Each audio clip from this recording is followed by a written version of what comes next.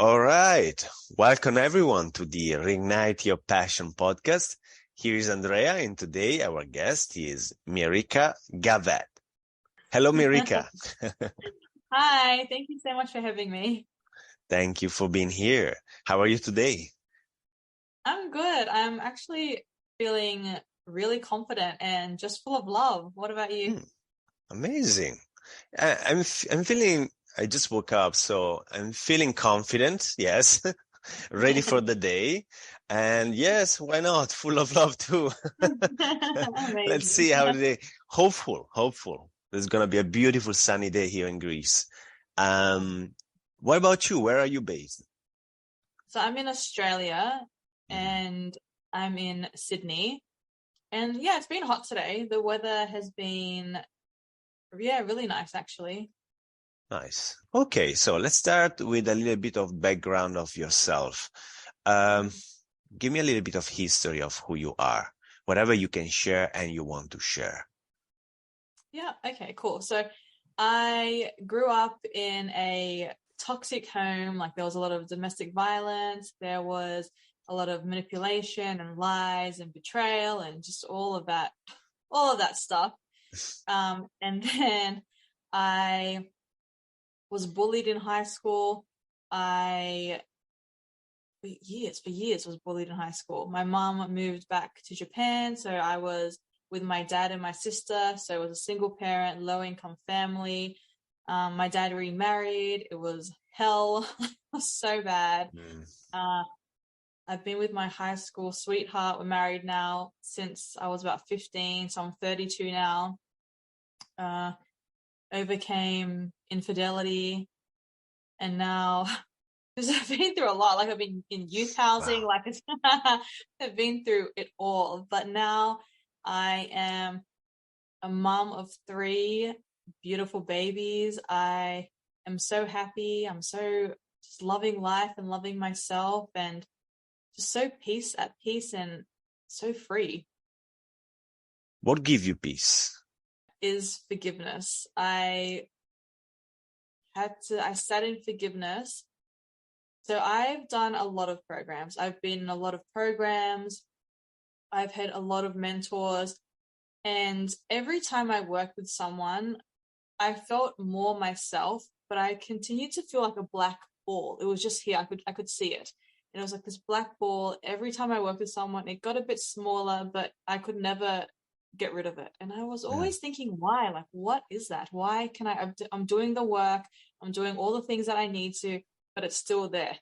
And so I sat in forgiveness for a whole year for myself, for everyone in my life that I could think of, anyone that I could think of, even little things. If someone cut me off while I was driving, to being bullied, to, you know, my dad kicking me out of the house, to my mum leaving, like all the things, right? Little to big things that really impacted me and caused me trauma. And I sat in forgiveness for a whole year for everyone and everything. And literally when I crossed off the last person, which was myself, and I went through the forgiveness, I just felt such peace and liberation rush over me. And I just thought, oh, what? I've never felt that before. And immediately that black ball disappeared. And it was just so peaceful. I just remember thinking, oh my gosh, this is how we're meant to be living. This is Yes. amazing. I asked you about it because I was very excited about this interview because you mentioned about forgiveness. And forgiveness for me is a huge topic, hot topic. It sets you free. Could you expand on the concept of forgiveness, the one that for you think is really the one that heals? Even I used to be like, I forgive that person, but I'd still gossip about them, or I'd still like hate them, or I still feel so Yes. much anger towards them. And Yeah. I'm like, but I forgive them, but I hate them. Yes. Like, a lot of people think that is forgiveness, but it's not. What forgiveness is actually letting go of the anger and resentment that you hold towards someone or a situation. So there have been lots of people that have done me wrong, that I felt have really hurt me, especially my parents. And so with my dad, like I hated him. I told Hmm. everyone that he died. Like I was like, he's dead. Like and my husband's like, he lives 20 minutes from us. I was like, oh yeah, I hate him. This was before we were married, but Yeah. when I told him, I was like, yeah, I'm telling people he died. He's like, stop it. And I was like, I hate him. But when I sat in forgiveness for him, like true forgiveness is not having any ill feelings. I have no negative feelings for him anymore. And we've actually started to have a relationship based on, my boundaries and my terms, but he's still the same. He's still the same man. He still says all the same things, but I just have so much compassion for him now. And I just really try to understand why he doesn't says the things he doesn't says. And also I know he's doing the best he can, because if he knew better, he would do better, right? Hmm. So Right. true That's right. forgiveness is just, for me, is allowing people to be how they are. Not saying, if you treat me like crap, then that's okay. It's not okay. But you set your boundaries, right? But Yes. it's no longer having any negative feelings, or you no longer suffering at the expense of someone else who probably doesn't even know what's going on, who doesn't even care. Yes. Yes. It's a sort of acceptance of who they are, Yeah. but yeah, with boundaries. It's not Mm. that they can walk over you or somehow, whatever Yeah. they want. Yeah, exactly. Who or what was really hard to forgive in your life? Mm. I think the hardest person is probably myself, if I'm being very honest, because we criticize ourselves so much and we judge ourselves so much, and we do things, when we're younger that we're not proud of, or that we're shameful about, or we hold guilt about. And so I've done a lot of things that I look back on and was horrified. I'm like, I can't believe I did that stuff. Mm, right. So for it was forgiving me, that which was the hardest thing to do. This one is for my own curiosity. How did you forgive Mm. infidelity? Hmm. That is a I tricky one for me. Yeah, it's tricky, right? It's tricky for a lot of people. Mhm. Um, I researched so much when it happened to me. I was about When I found out, I was about, I think, 6 or 8 weeks pregnant with my third baby. And like he told me what happened, and I was horrified. I was mortified. I was like, I can't believe, like, going through all the emotions. I was like, how dare you? Like, you're scum. All of those things. But I really researched everything I could find about infidelity, why men do this. And I eventually came across a TED talk. I don't remember her name, but I'll find it and I'll send it to you. And one of the things that she said was, yes, it's not your fault when that happens, but can you at least take 1% ownership of that happening? Mm. And I was like, take ownership? No, like I did nothing wrong. Right. But I really started to look at how I was neglecting my husband since becoming a mother. Mhm. I didn't dress the same. I was always in like tights and vomit t-shirts. My hair was always in a bun. Right. Wow, inspiring. Yeah, I was, I was, my focus was my babies, and that was it. Like, I didn't care, to Right. be honest, I didn't care about anything else. And so I wasn't fun. I wasn't sexy. I wasn't a confident woman. I wasn't, um, paying attention to him or giving him anything really. And so that I take ownership of that. And I was like, you know what? As much as this hurts and as much as this actually sucks, I can see how I brought that in, or how I called that in, right? And also, one of the biggest things in this work is cycles repeat. Like, my dad was like that. He cheated on my mom or his girlfriends that I ever knew. And so I never really healed that part of our story. And so that continued into my life as well. But yeah, I had to really take ownership of the part I played. And I had to decide whether or not I was going to stay with him or try again. Because there's no point in being like half foot in, half foot out, because you'll drive yourself crazy. So I was like, you know what? I'm going to try and give everything that I can. And if it doesn't work out, at least I can say I gave it my all and it didn't work out, and it's all good. Nice. Very structured, guys. So pen and paper. Thank you. Thank you for sharing that, and be so open about it. What is passion for you? Oh, passion. It's something that really just sets my soul on fire. It just really excites me. And, and I know this might sound cliche, but you know how people say, find what you love doing, and if you can do it for free, like, that's your passion. That is honestly the truth for me. Like, for me, I support women in forgiveness and moving forward, to unlock their potential of, joy and happiness. And I could do that every day, all day for free. Like, that really just lights me up. That really just overfills my cup of love. And that to me is passion. Nice. But it's not free, right? Definitely not free.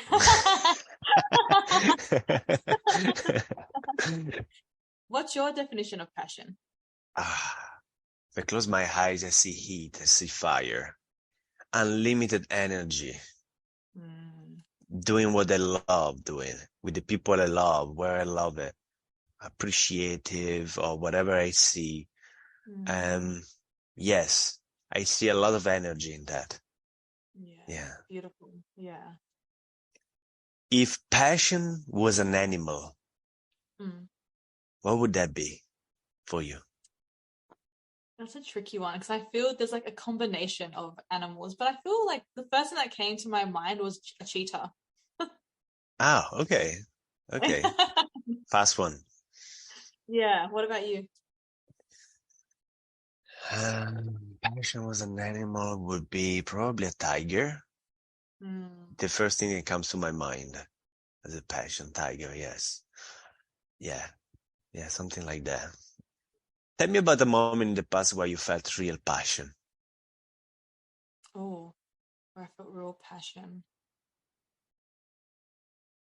You know what? I know it might sound a bit strange, but when I gave birth to my babies, I felt, I just felt so strong. Like, I felt so like it was a rebirth. Every time you give birth, it's a rebirth of you. You're dying, your old self is dying and you're rebirthing. And so every time I gave birth to my babies, especially the last one, I just felt such passion. It was my husband and we had our midwife. And I just remember saying to him at one stage, I was like, I can't do this. Like, I don't want to do this anymore. And he was like, no, you've got this. You're so strong. Like, look how far you've come. And I just remember in that moment, I felt a lot of passion, like, for him. I was like, you sexy man. But when I gave birth, when the baby was actually, like, baby was coming out, I felt like I was on fire. Like, my heart was on fire, my soul was on fire, like, my whole being was on fire. Like, the energy was just insane.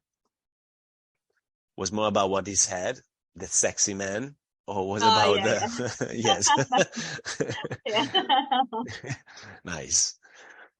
So we all take notes here again. Huh? What are you? Okay, you probably mentioned already that your passion is about helping women reclaiming, their identity, step into confidence through healing trauma, through forgiveness. Okay.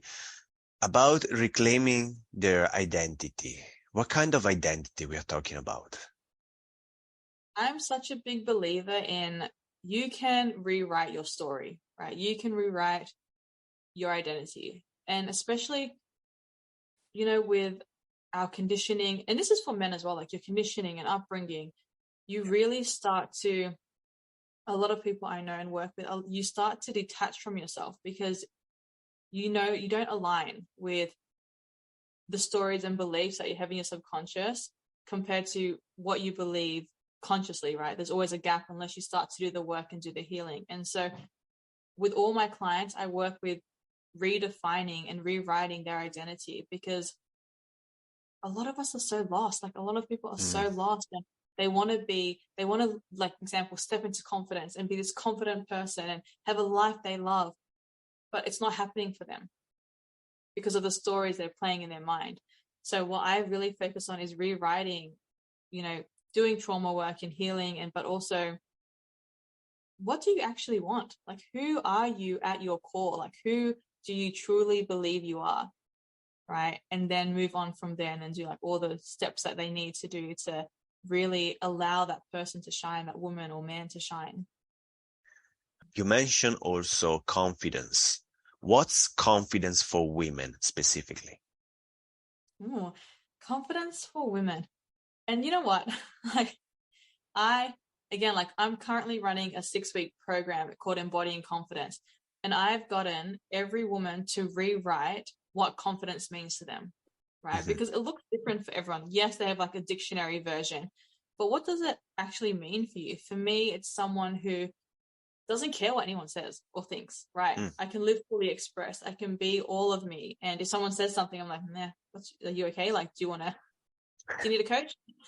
Do you need some support? Right?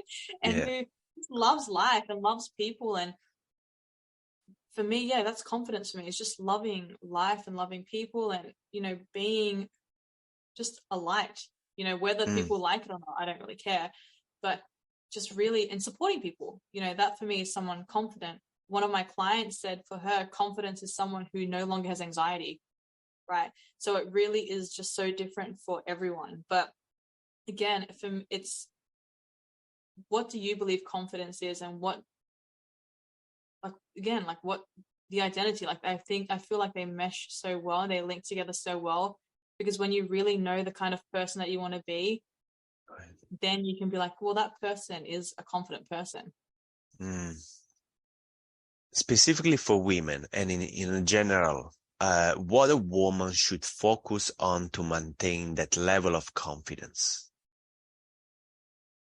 Really just tuning into her body, right? Not too much in her mind, just really trying to tune into her body. And one of the things that really supports me and my clients is when you wake up, and because I never used to do this, and most people don't do this, but when we wake up, like, it might sound a bit, I don't know if I can say this on your podcast.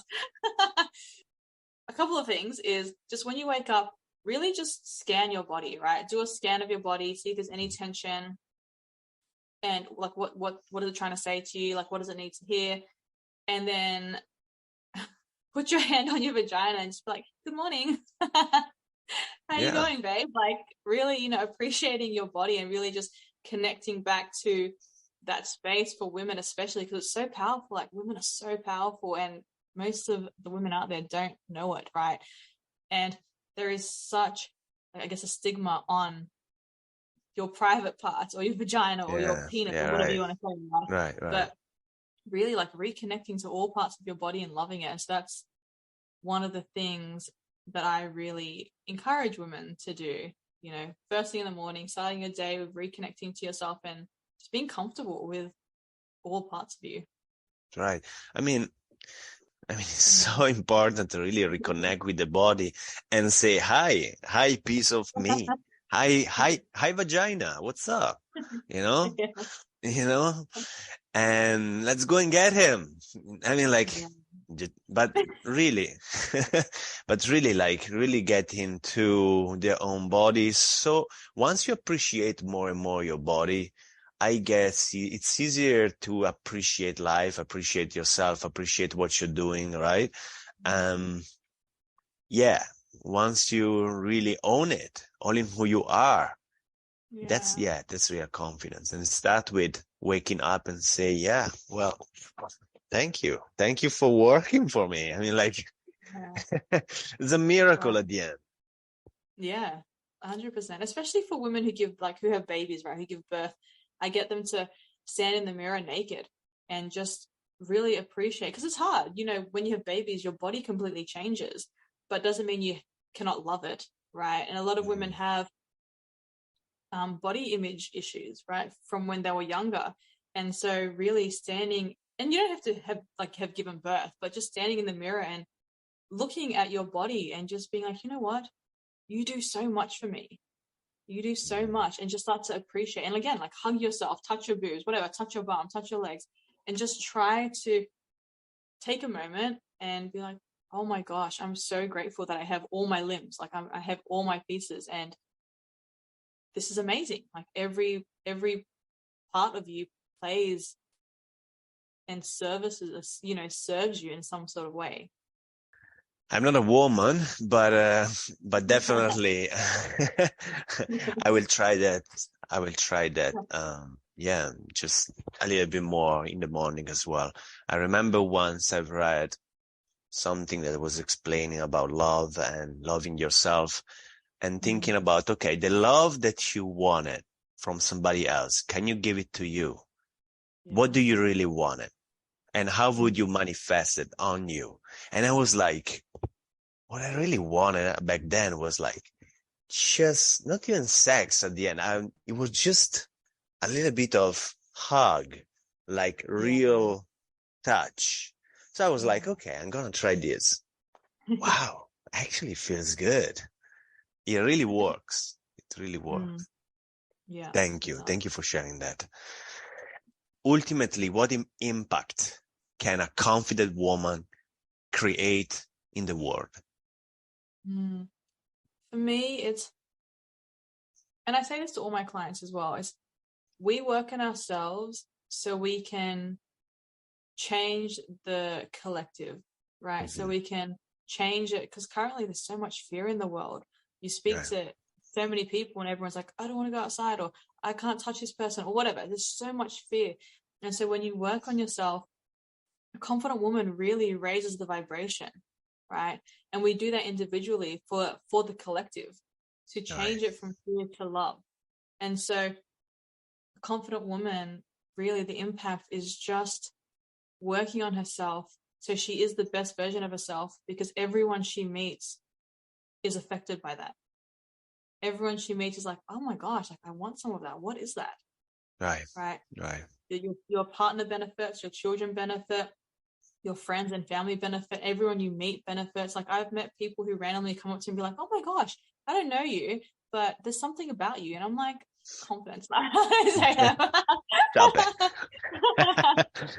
But it really is just about raising the collective, just making sure that humanity is good. Because it's felt. It's felt. It's not something Yeah, you see. It's just that's right. felt. Yeah. Mm. What impact do you want to have in the world? I really just want to help women know how powerful they are and allow them to shine without feeling Mm, guilt and shame, and create or raise the next generation of truth seekers and children who are so confident in who they are that if someone says something, or if a virus comes out or whatever it is, they are like, they start to think about it. They start to think, and then they don't live in fear. They really just live from a space of love. No matter what happens, no matter what challenges come, they just continue to live from love.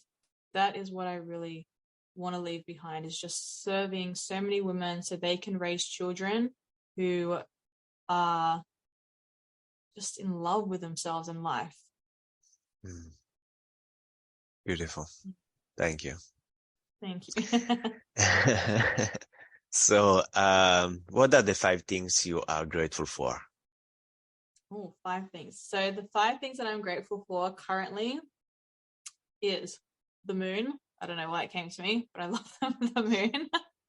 My babies, of course, just Mm, their character. They are so fully expressed that nice. sometimes I'm like, yep, those are the kids I'm raising. I'm really grateful for my husband, because he is so supportive of me in every endeavor that I do. I am grateful for my village of women that I've created around me who love me and Mm, my children. And I'm really just so appreciative of how far I've come and my mm, accomplishment, because I could have gone the other way. I could have continued to be depressed or have anxiety or hate myself. But I chose not to suffer anymore. I chose to break the cycles from my family and really live life. Simply So I'm live proud of life. myself. Right. Yeah. Love it. Wait, what about you? What are you grateful for? The sun. Yeah. I'm grateful for the place where I'm living now, Greece, and then, my apartment. I love it. It's just a few minutes from the sea. Is on a hill, so yeah, it's really special. The vibes are beautiful. The neighbors, the friends that I have around here that are always really supportive. Um, Actually, it looks like it's the same things. Like, I mean, like I don't want to copy you, all right? But it's really like who I am and the choices I've made. Yes. Of course, also the bad ones, because I can see looking back, the dots are just connecting.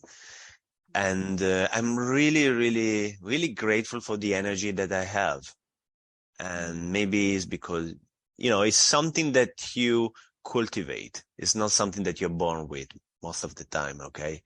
So I'm grateful for that, for the person that I became. Thank to me first. Yes. All right. It was an amazing conversation because I love this kind of topics. And I love also the idea of bringing up the goddesses, just so that we have a good balance. So a healthy goddess and a healthy God come together, dance, and unify once again. Thank you for doing that work. My pleasure. Thank you. Thank you. Thank you for doing that work, and thank you for awakening more and more beautiful souls. And so where can people find you? So the best place would probably be Instagram. So it's Mirika K, Mirikakay. Just DM me because I'm so friendly. Okay, cool. So just Instagram. Okay, we'll put anyway the link down below and then below the episode, and then people can find you and hopefully also work with you and see how it goes. All right. Thank you so much. Thank you so much for being here and sharing with complete honesty your life and your work and your service. My pleasure. Thank you for having me. Grazie. Ciao, ciao.